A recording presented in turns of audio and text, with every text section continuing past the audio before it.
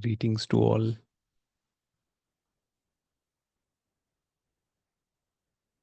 I hope you all are doing fine.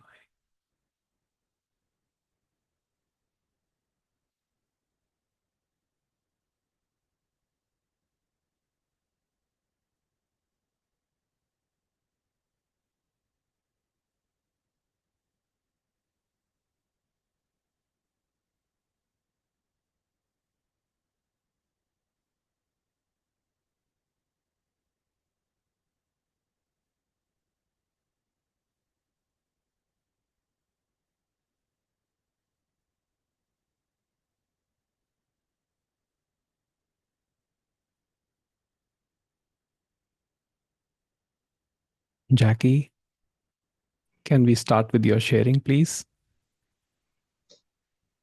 Namaste, Jagjot. Yes. Namaste. Thank you. Namaste. Good to have I'd you like to, back. Good to have you yes, back. good to be here. Very good to be here and see you and everyone today. Yeah. Thank you for inviting me. Please share your wisdom with us. Well, I'll share what I've been looking at and some things I found inspiring lately. So, I don't really follow one particular doctrine or path. So I like to weave and find connections in different words of wisdom from many different, uh, especially mystics. And today I was thinking of sharing two. And the first actually comes from my own roots, my own background. And it's from the teachings of Christ, from the Bible. And this is something I saw that I really loved. I found it quite beautiful. It's in the New Testament, and it's in a book called Matthew, and the chapter number is 6. And in this, I read this passage. It's short. I found it quite beautiful.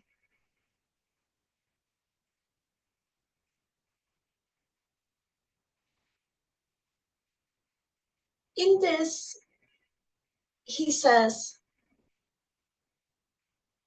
"Behold the fowls of the air, for they sow not, neither do they reap, nor gather into barns, yet your heavenly Father feedeth them. Are ye not much better than they? Which of you, by taking thought, can add 1 cubit unto his stature?" And then he says, "Wherefore, if God so clothe the grass of the field, which today is, and tomorrow is cast into the oven, shall he not much more clothe you, O ye of little faith?"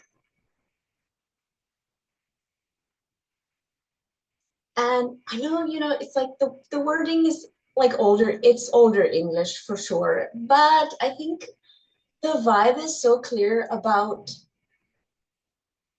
for me, this is how it landed.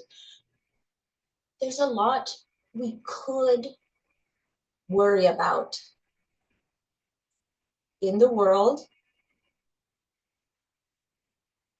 It's like every day there's something that we could hear on the news or listen to, or even in our immediate surroundings, worry about. And then on a smaller scale, in our day-to-day, there's so much that comes up. What are we going to eat? What are we going to wear? How am I going to pay this rent? How am I going to pay this utility bill? What if the food prices go up at the stores? I mean, there's so much. And looking at this passage, first of all, the first thing that landed for me was these are not old, or excuse me, these are not new concerns. These are timeless human concerns that have been worried about for ages, no matter where one is in the world. Now, that doesn't make them invalid. We have to take good care of ourselves. Tying this into the Bhagavad Gita, we have to try our best. But that said, the clear messages are simple. To me, it is that the universe takes care. The universe takes care. And what he's pointing to here is nature. And nature is taken care of, nature flows.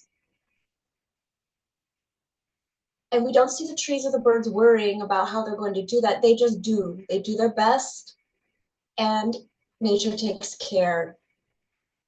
I found that quite beautiful. And it reminded me then of a similar teaching um, in a song that I heard when I was traveling in India. When I was traveling in India, and I was in the state of Punjab. And one of the most beloved mystics there, uh, there's a song about him. And it went like this: I'll do my best. The line that I remember most, that is the same teaching as this passage I just shared, was Nanika Chinta Matikaro, which points to, from my understanding of it, the most mystical teachers among us have always pointed to letting go of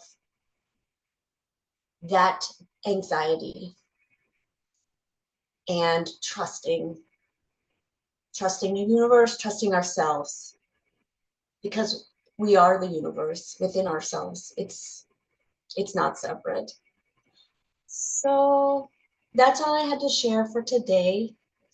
And Jagjot, would you like it if we did like a couple of quiet moments before you take over? Yes, please. Okay.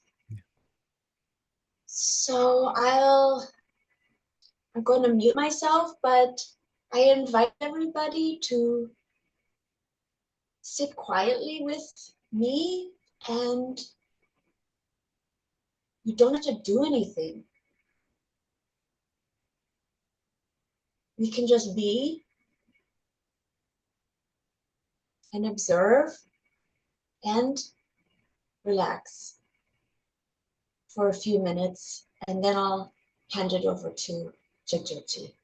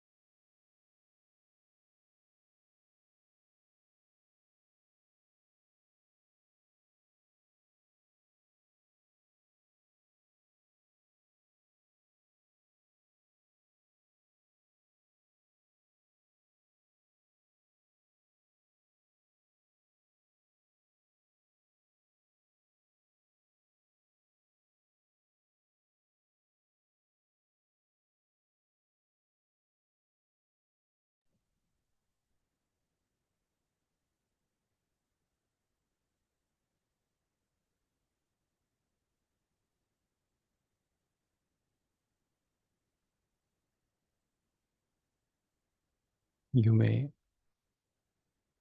open your eyes now.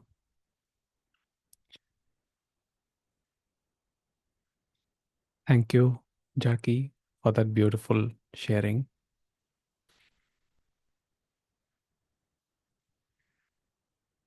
Well, as we sit here and be a part of this satsang, there is a war happening here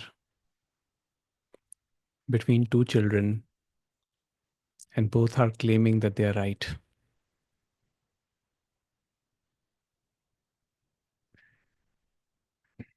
We have been told to switch off the lights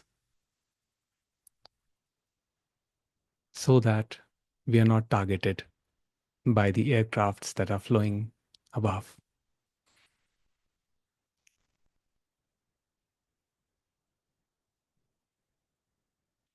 Even under this looming threat, today I just encountered people who were smiling and happy.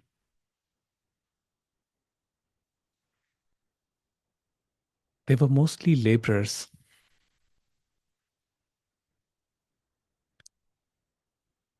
and living in harsh conditions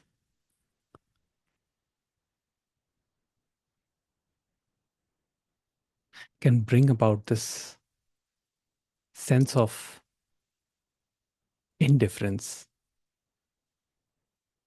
a positive indifference, not a negative one, and an acceptance that the universe takes care, as Jackie mentioned. But here is the thing, that the universe does not take care as we imagine it to take care of us.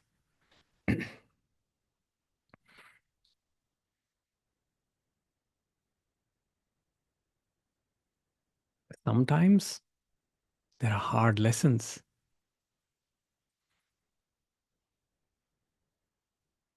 In fact, most of the time, the lessons are hard and there is suffering.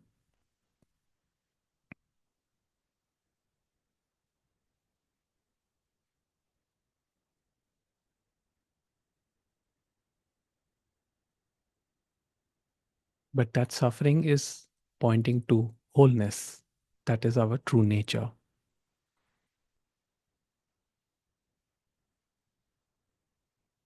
So even when difficult circumstances are there,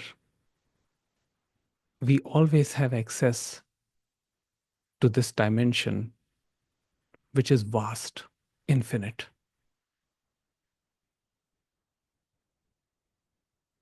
Once that is seen, recognized,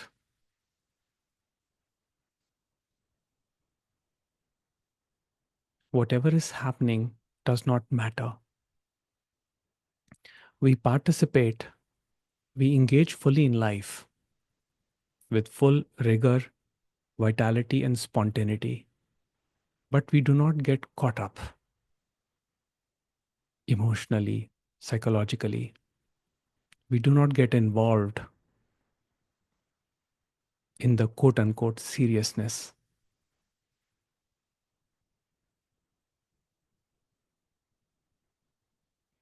The mistake that Jackie was talking about is the founding father of the Sikh religion, Guru Nanak.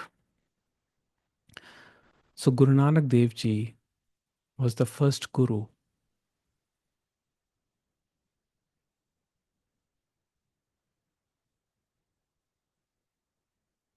and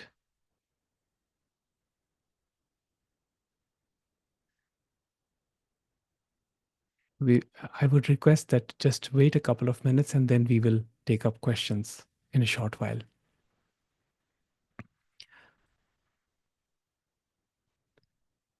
And there is a beautiful story that I would like to tell about this mystic.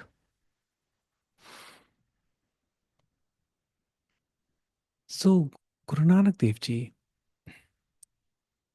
was employed as a shopkeeper, Of course, his father wanted him to learn trade.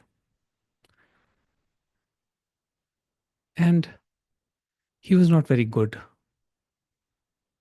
worldly. He was not very wise worldly. He was known to be very reckless with money, and he was not considered very sharp. So he took the job, and then one day he was distributing supplies. So he started counting the number of items that were to be given away. And then he started one, two. Now he was doing it in another language. So it was ek, do, teen. And subsequently, he came to the number 13. And when he came to the number 13, which was tera, he went into a trance. Because the word tera also means yours. And he kept saying tera, tera, tera, tera. And he kept giving yours, yours, yours, yours, yours, yours. Kept giving.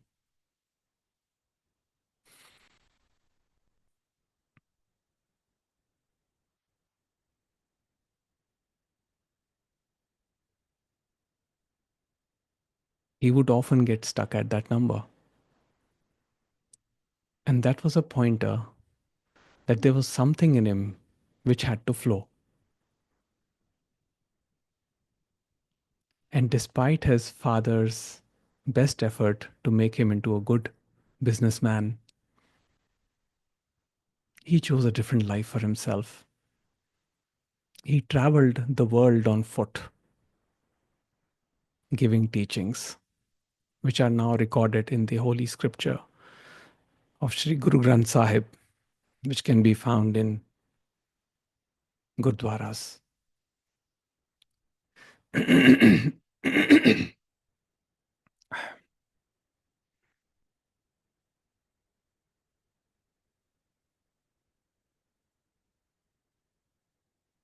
So universe didn't make his life easy. He had to go through a lot of hardships. Got separated from his family,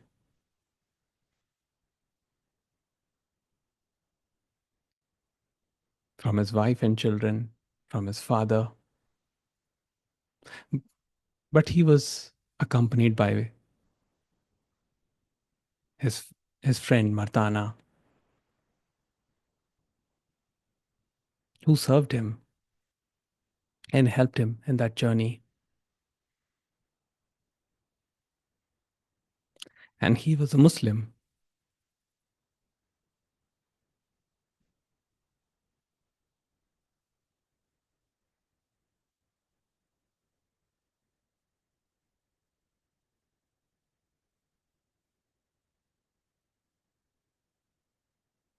We will never know how the universe works.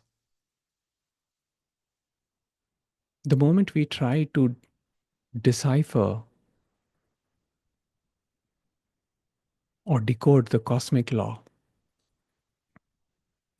that is when we engage intellect. Intellect, which is a beautiful tool, it's a very potent tool. It serves us well in life and living. But when it comes to knowing the nature of things, that tool is very limited. But there is something beyond that is vast, expansive, and it is closer than thought. It is lighter than thought. A thought is heavy. A thought requires effort. But that space of awareness is vast, infinite, and eminently accessible. But we are so conditioned to use thinking,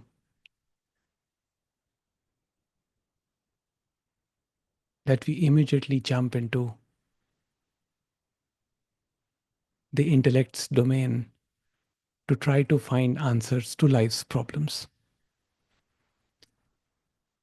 But then analysis just entangles us more and more.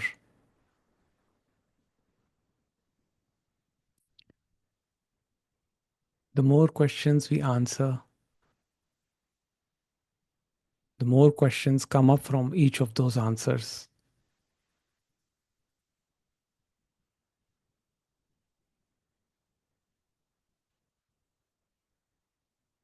It is when the questions subside that one gets a glimpse of that wholeness, of peace that is talked about.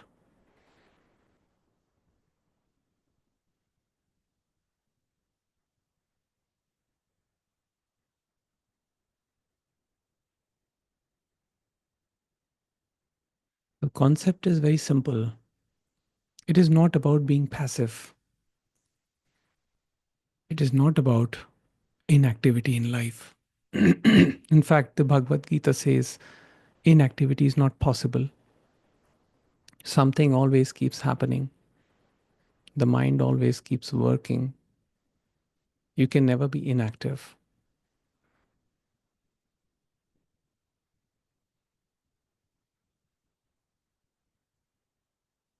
But when one detaches from the results, from the outcomes that one prefers, that is when a sense of liberation is felt. That is when that freedom is felt. Till we are tied to the outcome, we keep putting effort.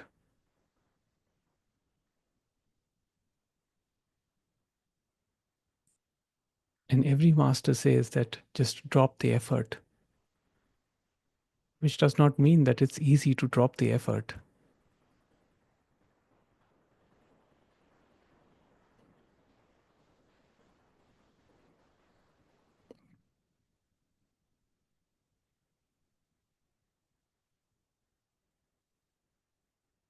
But the moment this effort is dropped and the wholeness is seen, not by you, you cannot see wholeness. Wholeness is seen. The seeing is impersonal. It is then that insight happens. And the insight is, as Ramesh puts it, that I am not living my life, but life is being lived through me. And I do not find happiness in the flow of life, but in my attitude towards life. And these both statements are interrelated because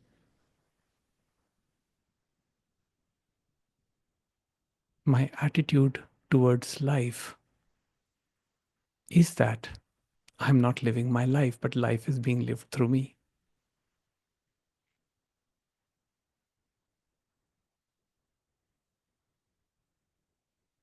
So Baba Nanak says, Nanak chinta mat karo, like Jackie was singing, which means Nanak says, do not worry.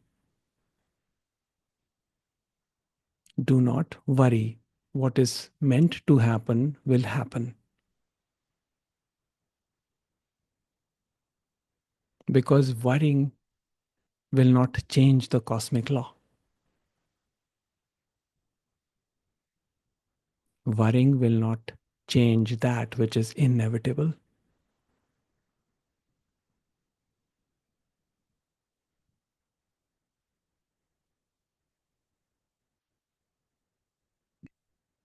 All right, we can take up questions now. You can raise your hand and I will unmute you. You can ask a question or you can share.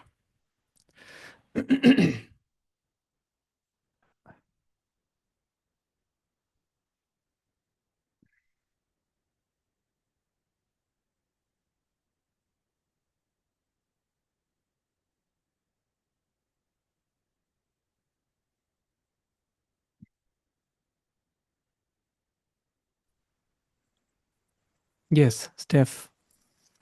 Hi, Lisa. Jagjot. Thank Hi, you. how are This you? has been, I'm good. How are you doing? I'm great. This has been so beautiful and so peaceful. Thank you, Jackie, as well, for starting us off. Um, this was the most peace I've felt all week, honestly. Um, but in the beauty of that peace, what I realized is whatever's going on outside of me, I can still tap into Mm, that peace and restfulness and calmness. And so, what's going on outside me, I can tap into that peace. But in that peace, when my inside starts becoming loud, noisy, tumultuous, thoughts come up, memories come up, judgments, past, future, how do I come back to that place of peace mm. when it's coming from the inside? Right, right. So we can examine in the on the inside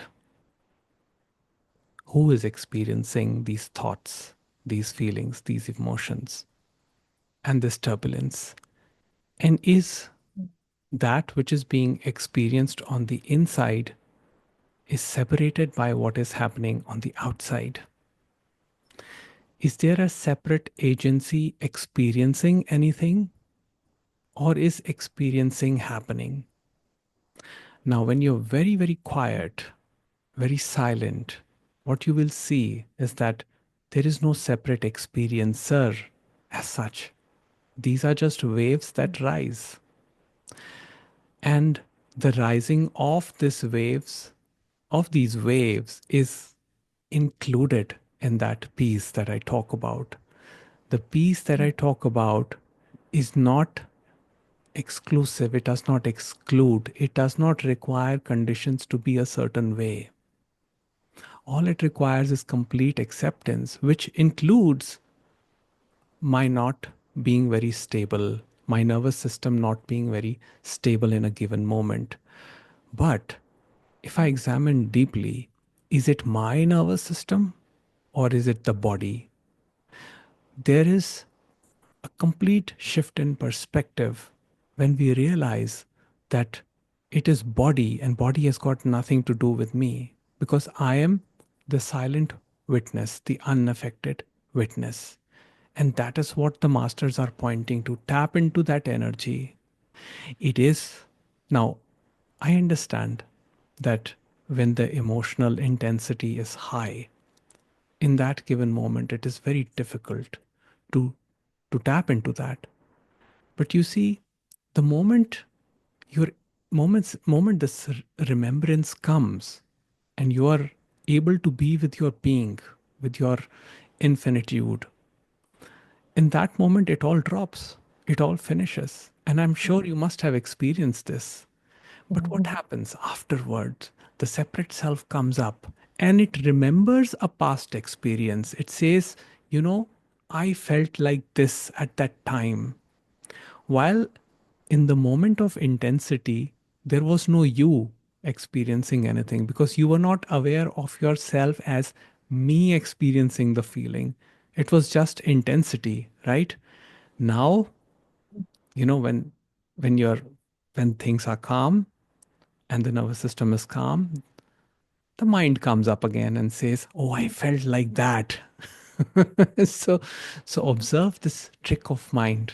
That's what it does. All there is now, here and now. So,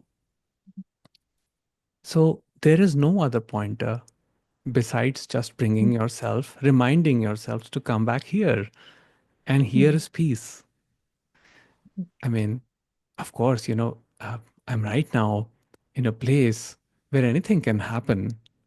And sometimes the mind comes up, oh my God, what happens if some, if some explosion happens here? Well, the thoughts can come up, the intensity can come up. But then again, the remembrance also comes that it's not happened as of yet. Just be here now, right now. So this is the beauty of this message, is that this thinking mind, when it's seen for what it is, it begins to subside. And slowly you will start experiencing more and more of this presence of quietness. And there is no practice, there is no method that I recommend or suggest for this other than to simply bring yourself here and now. Now, I will also clarify that it's not that I'm against practices. I think practices are beautiful. In fact, I do a lot of practices myself, like pranayama, yoga, and Jacqueline has helped me with the practice of yin yoga, which has actually helped me a lot in my flexibility. But the practices are done only for their own sake. There is no objective as such. There is no expectation or outcome that is desired with any practice. So, I would say if you feel like practicing and practices bring you peace, then by all means do that. But at the same time,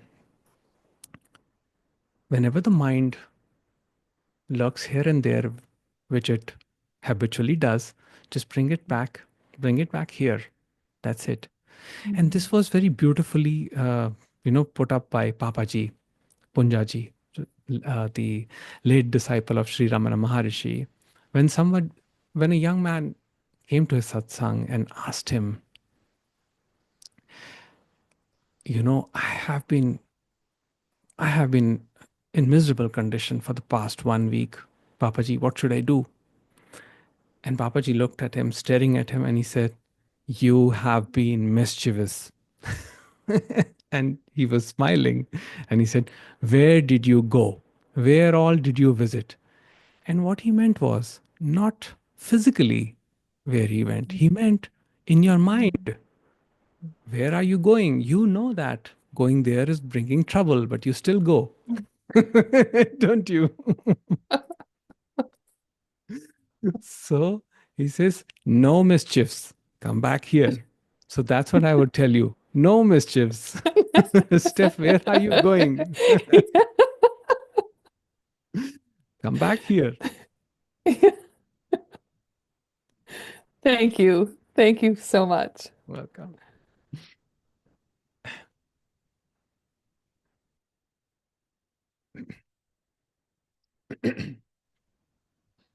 Yes, AJ. How are you? Namaste. Namaste. I'm great, thank you. A reflection to Steph's question, something that I've discovered in my 64 years.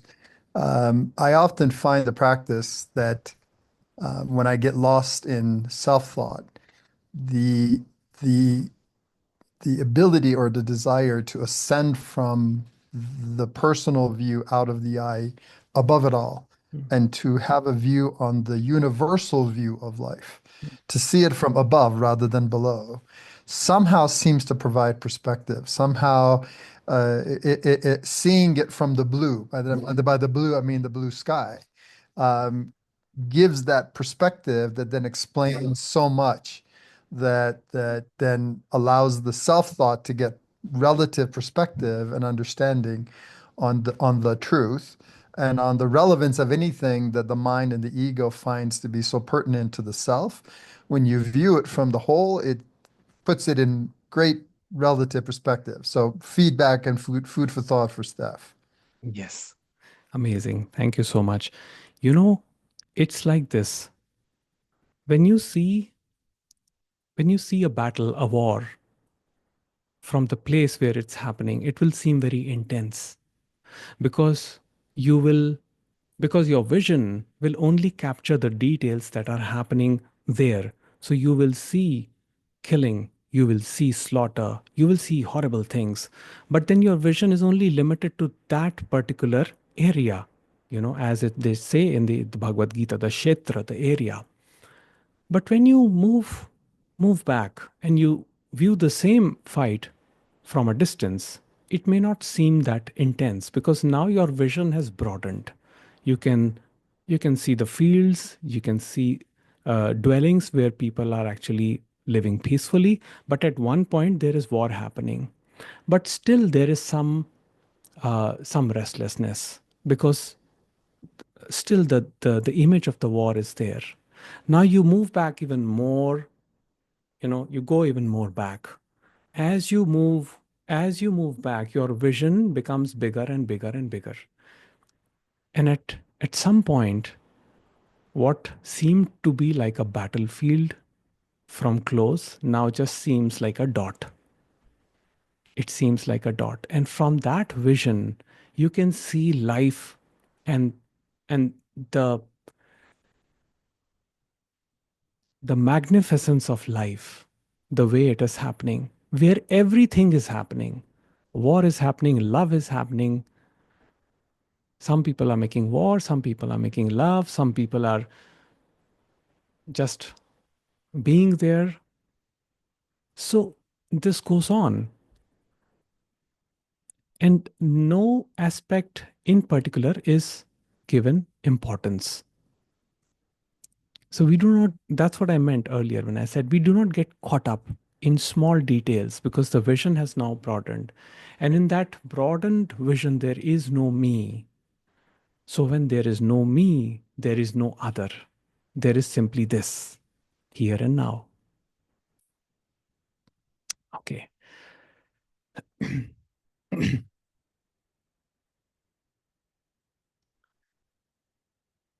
Yes, Priyam. Hello. Hello, Hello. Namaste. Namaste. I'm joining for the first time today, and I don't. I have a question regarding that. I have read different teachers, and I listen to discourses, but I'm trying more and more to incorporate the teaching in daily living. Yes. Because it doesn't make sense if like just the theory of it is like for the time being it sort of becomes like a psychological crutch, but then nothing changes in the practical world. So Mm-hmm. I'm trying more and more to be not identified with the story of the body mind. Mm-hmm. But sometimes challenges are coming up. It's okay, I don't mind the challenges, but I just wanted to share. The first thing is there is a lot of disinterest in activities which the world considers super important, Mm. and like the rush and the speed with which the world is running, it's like the body mind and the nervous system for me personally cannot just keep up. And even though I get into that feeling of it's okay, I'm not meant to run like everyone else, it's okay, I don't have to be, we were not here to be productive all the time, so that's totally fine. But to be surrounded by people who are so conditioned and who are in that mindset all the time, that sometimes makes me a bit like anxious about um, I don't know, like about what am I really doing, and because because I hear all these conditioned thoughts like by now you should have achieved that, by now you should have had a house, by now you should have had a car, and it's not like I give in to the pressure. It's just that sometimes it just creates feelings of Mm. okay, like there's no achievement in the materialistic world, and also there is like um, this disinterest in wanting to engage people in that conversation because there seems to be a disconnect. It's like where do I even start? Where do I even begin explaining it to them? So it just leads to a lot of loneliness in day-to-day life. Mm. Because being unable to connect with people because everything seems to be very shallow and superficial. All the connections seem to be coming out of a lot of just conditioning. So I can also ask that who feels lonely, who's the one who is feeling lonely. But sometimes the Mm. body mind does need that day-to-day healthy connection, which helps the nervous system to heal. Mm. So that has been one of my challenges. Um, yeah. So, okay. Um, so here are a couple of things, uh, Priyam, needs to be understood here. Now, regarding the blueprint of life, which is given to us, okay, about being productive. Now, a couple of people here were very unproductive in life. So join the gang. And the thing is, I always put this question to people that when this blueprint is given to us, just see the people who are giving us the blueprint and see if they are happy or not. It can be anybody, it can be your parents, it can be your relatives. Are they really happy or peaceful within? Because generally, people who are very peaceful within do not need to give blueprints to other about how to live life. People who are really calm and peaceful and even really successful, they do not give this blueprint to others. That only when you make this much money, then you are the most, in my eyes, you'll be the most successful. In fact, I heard an actor in an interview saying that there are some brilliant artists, brilliant people in life who do not do very well monetarily in the world. Why? Because they're not able to connect with people in that way like most other people do. Some people are introverts. In fact, I met this person, and he was working. I was in Manali a couple of days back in the mountains, and there was this cafe where this person was working, and he was running a small cafe, and he said that I chose this job because I don't like to talk, and he used to live in Delhi. And he said that I just couldn't take Delhi anymore. It was too much for my nervous system. So I came to the mountains. I lived here. I took up this small job and I'm doing fairly well. Now, is that man a failure? I don't think so, because he did not compromise for his peace of mind. So the question is, the set of values which are being given to us, do they really hold weight? Are people giving us the values really living it themselves or not? When they say, do this and you'll be happy, you can always question, not to them, but question yourself. It is not about them. It is not about convincing them, because you are never going to convince them. Why? Because it's not even their own thought. Now, this is the joke. What they are trying to give you is not even theirs. They don't even own it. They just got it from someone else, maybe from parents, maybe from society. They're just handing over to you what they just got. Just say we do in Indian society, what do? We get one gift from someone, we pack it and just gift it to another person. We do that, right? So that's what most people are doing. They are just passing gifts around. So, does my happiness, does my peace of mind depend on them? So the main thing is find your find your own calling. And that may take time, that may take a little bit of experimentation, and just move with your own calling. You only are going to decide what is going to be your life, what path you're going to take. Because if anybody tells you what to do and you just immediately agree to it, you may find yourself in deep conflict. So that is one thing. And what was your other question? Yeah.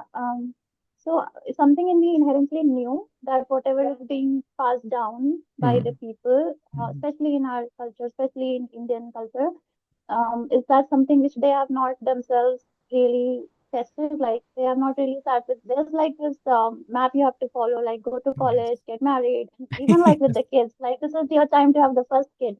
Yes. Now this is your time to have the second kid. So Mm. it's like very not healthy.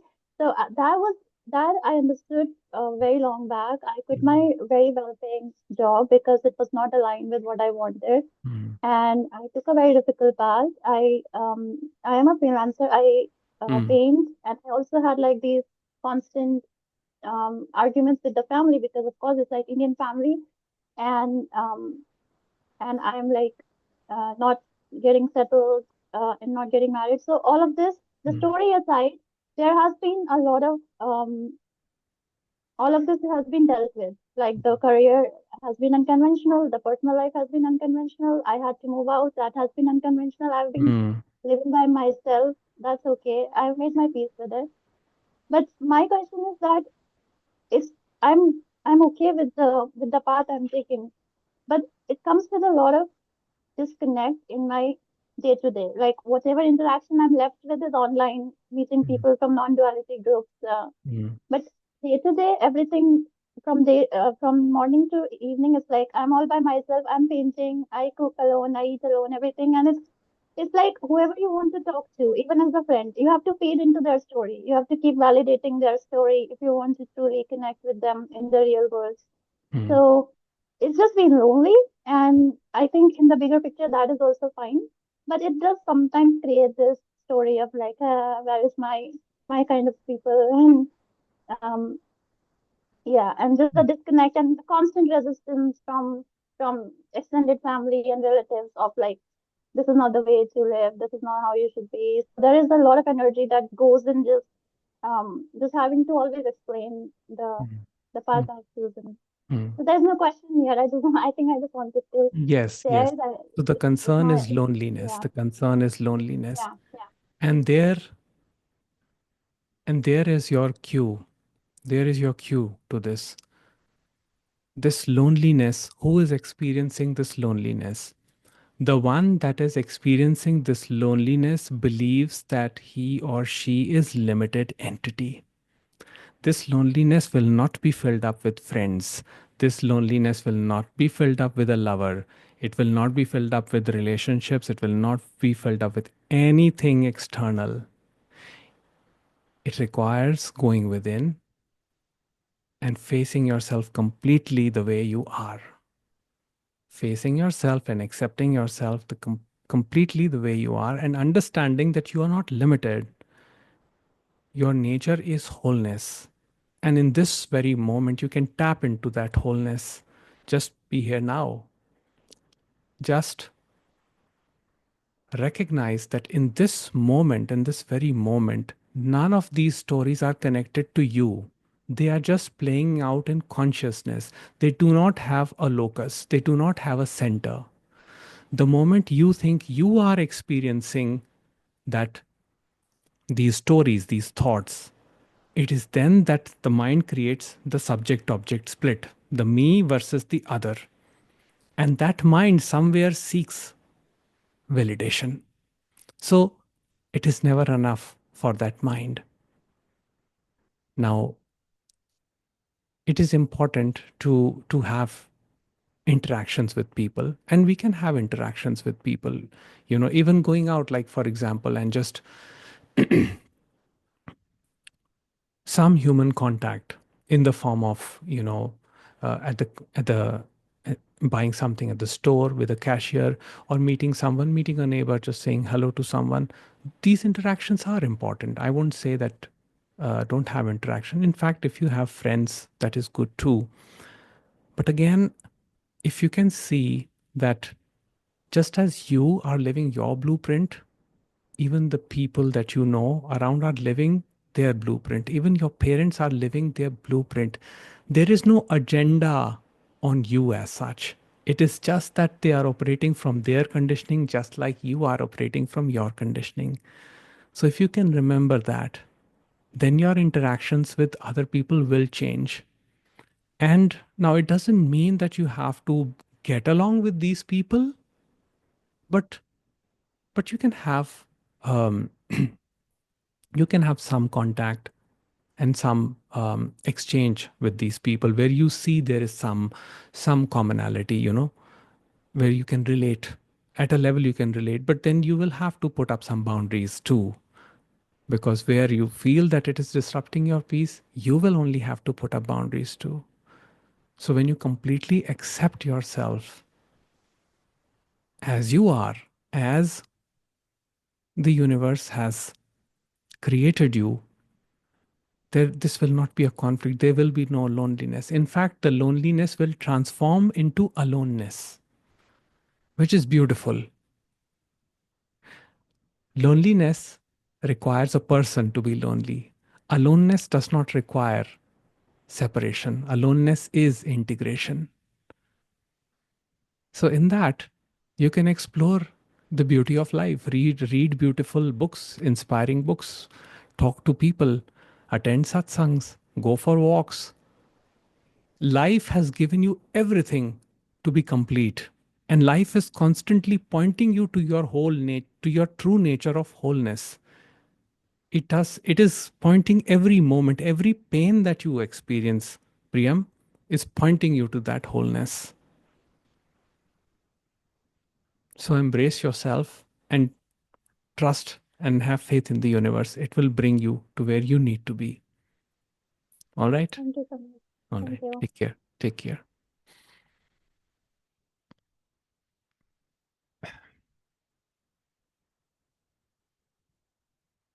All right. we can take one last question before we conclude for today. Please feel free to ask or share anything you like.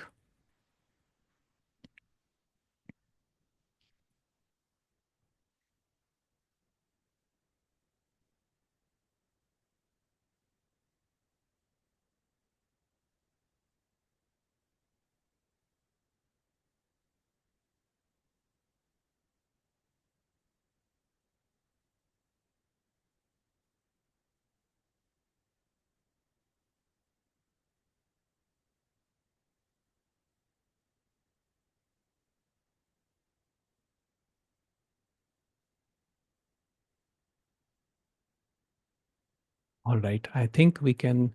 Oh, okay. 1 minute. Yes.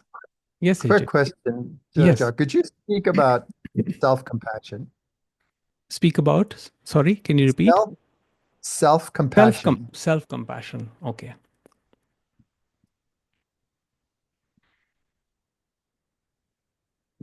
Compassion. Now, this is a question which actually requires a complete satsang of its own, but I will try to answer it in short words. Compassion begins with the self and ends with the self. Compassion is self. Just like the word self realization, there is no self that is to be realized. Self itself is realization.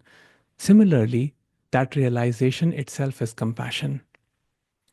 Compassion means being free of ideas, free of concepts. One can certainly align with ideas, but one does not live completely in grips of those ideas. That's the whole point. It's like you need ideas and concepts to navigate life. We all do. But our suffering happens when we get too attached to ideas. Ideas like my nationality is this, my race is this, my culture is this, my likings are this, my preferences are this, and we hold them too tight. When we hold them tight, that is the opposite of compassion. But when we loosen our hold, our grasping of things, then there is something called sahaj. That means easefulness. The only way I can translate is the word easefulness. Sahaj. That means I completely accept the cosmic law. And that is true compassion. That is where I see that everything is happening according to a divine plan. A plan that I as the limited entity cannot make any sense of. But I as the infinite consciousness is that whole thing, is that whole movement. So I'm not separate from that movement. That is the idea. AJ, you were saying something. I think you are muted. Would you like to say something? Okay, perfect. So, all right. Krishna says, can you share that? Yes.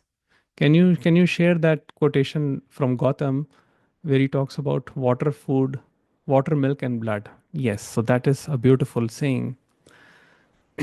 Okay, I'll just share this last wisdom nugget from Baba Gorakhnath, a sage from the medieval times, and then we'll conclude this satsang.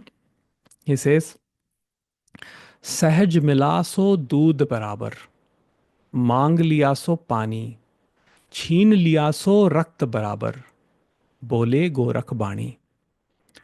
सहज मिला सो दूध बराबर. What you get without asking, without demanding, is milk. Mang liya so pani. The moment you ask, it turns into water. Chheen liya so rakt barabar. If you snatch, it is blood. Bole Gorakh Bani. So says Baba Gorakhnath. And the beauty of this one quote is enough to live a peaceful life. The moment we snatch, we get blood in any form, whether it is subtle or it is overt. When we ask, we get water. Unasked, undemanded, without any desire to manifest anything, what we get is of highest value. The moment the separate self start manifesting, and I have been asked this question by many people about the law of attraction, of manifesting. It is not wrong, but the idea is when you are in your being completely alone, that is the highest state of compassion. And in that, what you get is milk, is pure milk. But when you demand, that whole thing changes. It becomes water, and when you snatch, it becomes blood. So that's the idea behind it.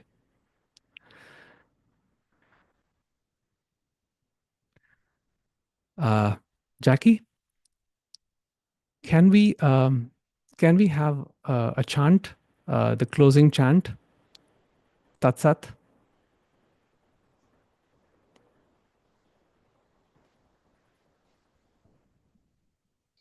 Would you like to do Tatsat? Yes. Just Tatsat. Yes. Tatsat. Do you want to talk about Tatsat or just do Tatsat? No, I think I think we'll just close for today because it's already getting late. But it's a beautiful chant, and you do it beautifully. So I would like you to do it.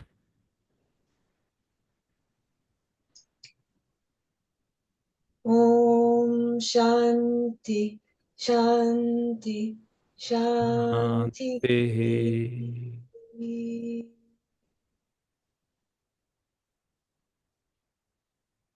Peace. Thank you so much, Jagjot. Thank you, Thank you. everyone. Thank you. Thank you so much for joining, for being a part of this beautiful satsang. And I wish you all peace. And we'll meet on Wednesday for meditation. Take care.